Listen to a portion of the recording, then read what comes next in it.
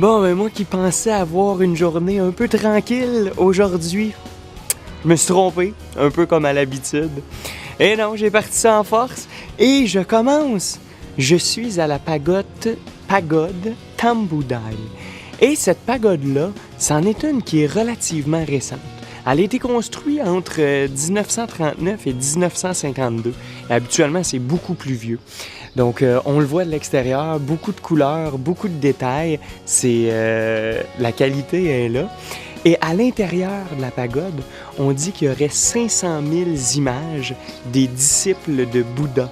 Donc, je ne suis pas encore rentré à l'intérieur, mais je fais le tour.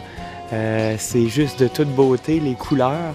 Puis dans quelques instants, je vais aller faire un tour en dedans et voir de quoi ça a l'air.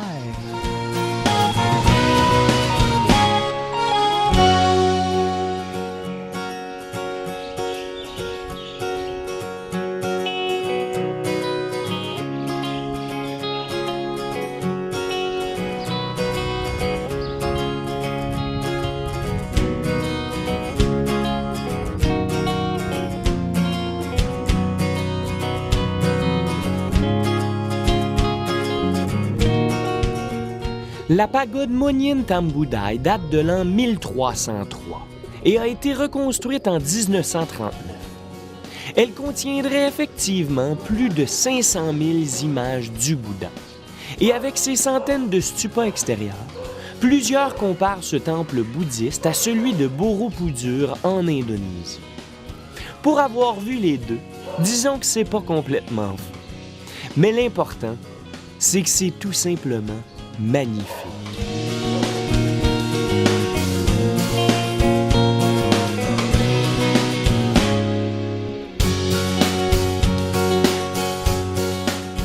Et sérieusement, c'est un vrai labyrinthe de Bouddhas, des Bouddhas assis, des Bouddhas debout, des milliers, des centaines de milliers de ces petits Bouddhas-là sculptés qui sont installés dans les murs autour des plus gros Bouddhas.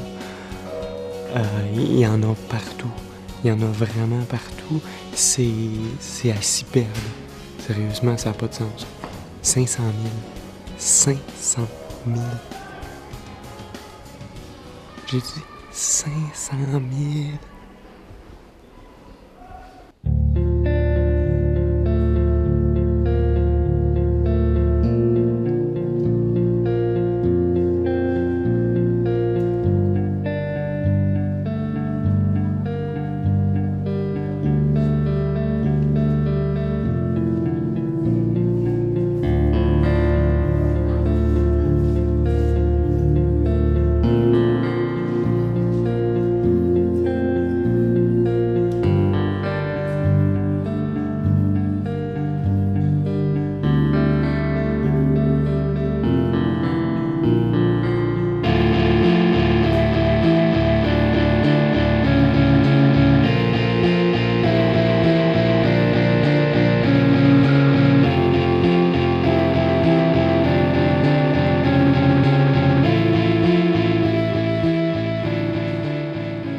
Il faut s'en rendre compte, parce que 500 000 Bouddhas, il faut vraiment réaliser à quel point c'est un chiffre énorme.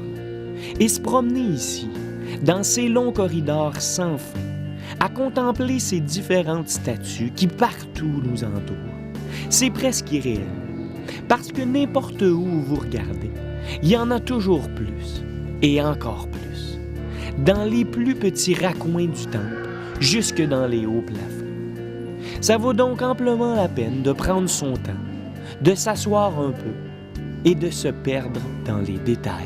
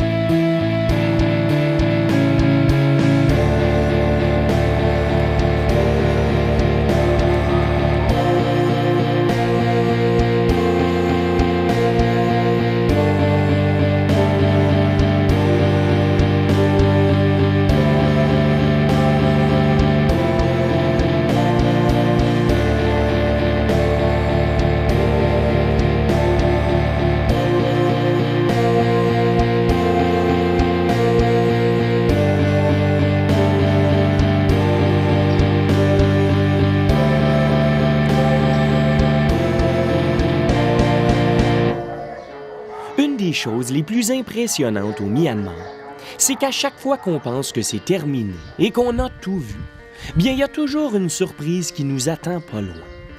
Que ce soit d'autres édifices religieux, une rencontre avec des moines ou un petit repas dans un temple, il suffit de s'aventurer un peu et de s'éloigner du site principal pour découvrir des choses encore plus belles, encore plus authentiques. Et c'est à ce moment-là qu'on se sent un peu comme un grand découvreur, un archéologue en herbe. On examine des petits détails et on réalise à quel point tout ça est grandiose.